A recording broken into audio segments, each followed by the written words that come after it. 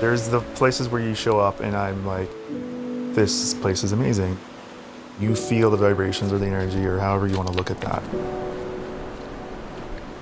There's definitely a place that resonates with you. And like Port Orford, when I stepped out of the car 23 years ago, I just stood there. I was like, this place is amazing. You can't help but feel a little bit more wild and a little more peaceful down here. A lot of distractions go away.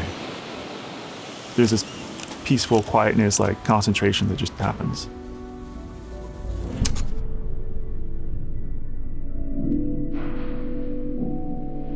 Surfing up here for as long as I have, I've seen the dramatic changes on the coastline. It's impossible if you're surfing on a regular basis not to notice these things.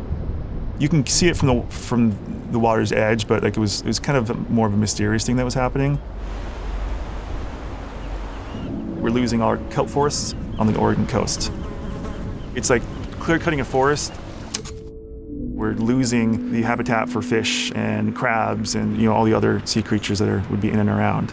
It's a complex problem. It's not, people want a good guy or a bad guy, and there's really no good guys or bad guys. I've experienced a significant amount of loss, whether it be friends and family that passed away or and things like that. Seeing things go away, seeing things like the environment declining, but that sense of loss is something where my personal projects may kind of connect to. I don't want to see anything else go away. Finding those stories and being able to connect people to those stories is a huge thing.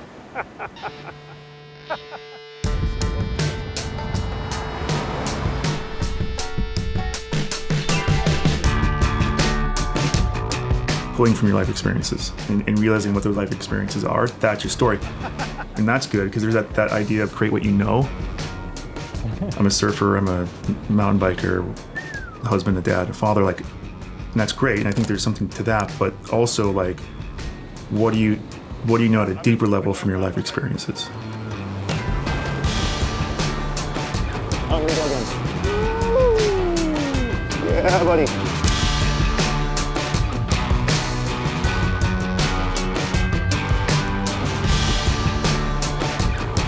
I think that's definitely part of why I do what I do, because I'm watching communities struggling. I think that's what connects me to stories in places like Port Orford. I'm really close. Awesome. All right, hold on. I'm going to take a look. Nice. What is Port Orford like? It's a small town filled with a lot of passionate fishermen. I think of it as a commercial fishing town. It sits here on this remote south coast of Oregon that's rugged, and there's all this rocky reef kelp forest habitat that produces a lot of fish. It's still one of the most wild places in Oregon on the coast that you can get to. It's just, you can kind of sit here and get a feeling of this is what Oregon was like 100 years ago.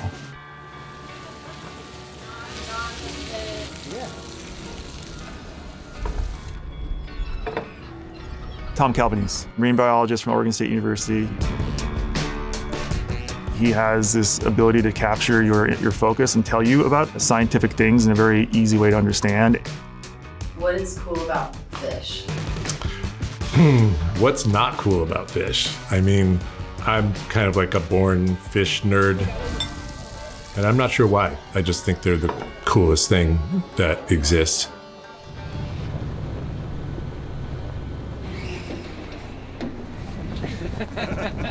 My urchin diver buddies started showing up at the field station where I work and telling me that things were changing at Orford Reef, and it was looking really different, and the kelp was going away, and there were all these purple sea urchins, and what's going on? And it changed really fast.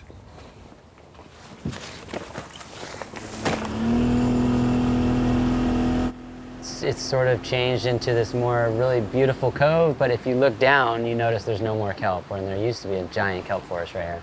Yeah, and that started, 7, 8 years ago? Yeah, and that was alarming to a lot of people because the kelp brings the fish, brings the urchins. So whether you were fishing or doing a dive tour or you were urchin diving, you were noticing because it was having an effect on what you were used to doing? It was hard to tell right away that, oh, this is a trend. So it took a couple of years. And then we saw a big change in Northern California that it's going away and it's not coming back.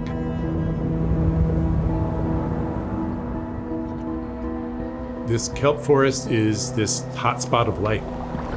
Everything is just living in that system, from microscopic up to whales. When that is gone, then look at a commercial fishing town like Port Orford, where 30% of the local workforce works in the commercial fishing industry or related business. A lot of the fish that they fish are dependent on the kelp forest.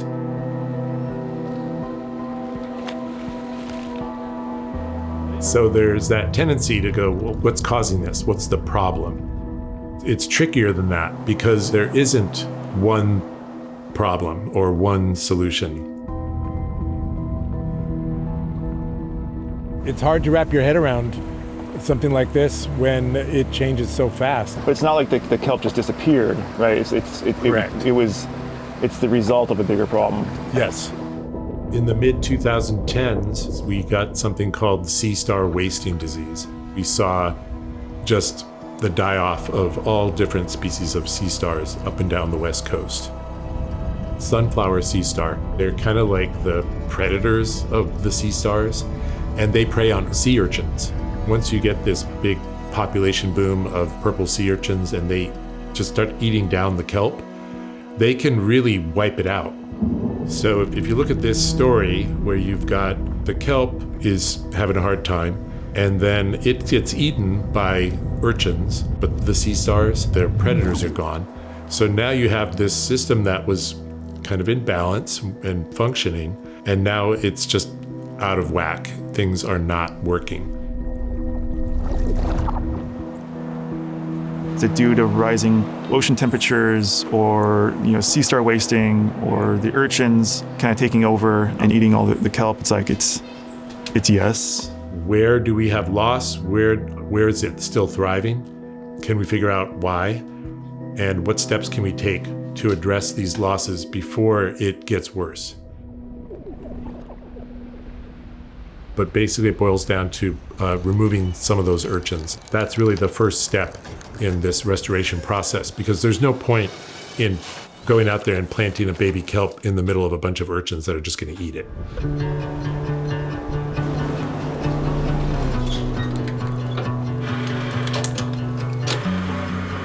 The big thing for me initially was seeing that loss and then also experiencing and witnessing the loss of the locals like Tom and Dave and how that impacted him, not only financially, but spiritually as well. Like having experienced that loss, and I get it. I know what that pain feels like.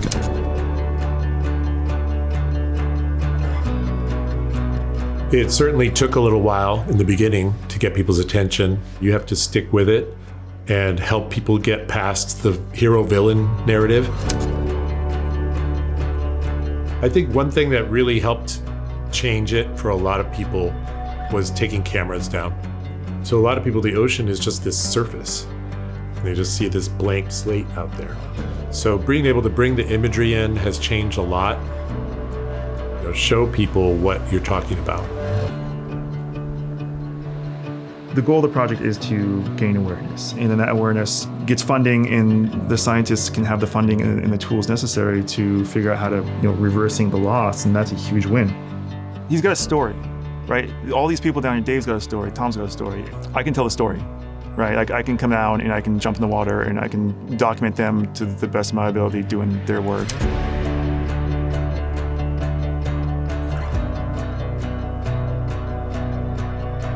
If there's kelp, I'll dive in. If there's visibility, I'll dive in.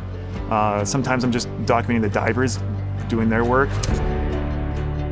Trying to find a new image that I haven't got before that they can maybe use. If I make an interesting image, if I make something that's like catches someone just for 2 seconds and they're like, oh, what's that about? Then that's job done. After that, it's Tom and the writers and stuff like that can articulate it far better than I can.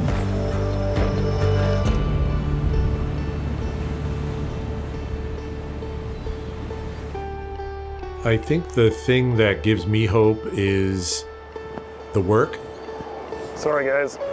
Going closer. Maybe it goes both ways, right? I do the work, so that gives me hope, or I have hope, and that's why I do the work. So yeah, I think there's hope. I mean, I have to think that there's hope. Otherwise, I wouldn't be out here.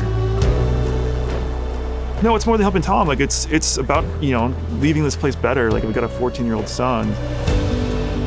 Like I hope that I leave behind enough photographs to be used for getting attention to what's going on. I hope that maybe through all this that, you know, we've find the attention of some important people that can help make a difference. I do want to leave behind hopefully a slightly better place.